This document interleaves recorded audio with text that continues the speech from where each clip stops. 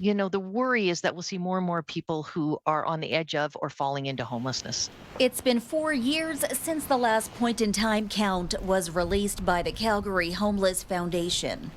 Back in 2018, the report indicated that 2,911 Calgarians were experiencing homelessness, which has now dropped slightly to 2,782.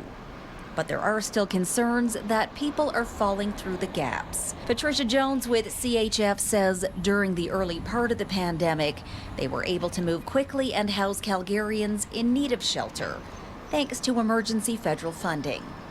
She also points out the key role that the city of Calgary has played in winter response. Still, Jones says there is work to be done. The difference between people becoming homeless for the first time often is having access to first and last month's income.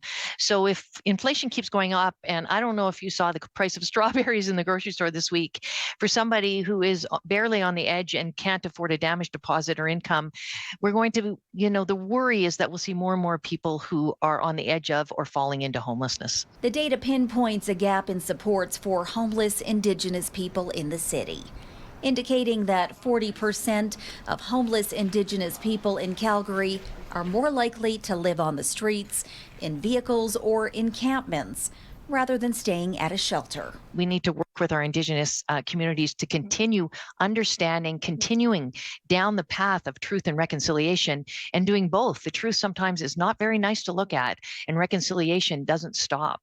So I think in so many levels we have a long way to go, and I think meaningful conversation with the right people at the right tables toward action is where we need to continue to progress.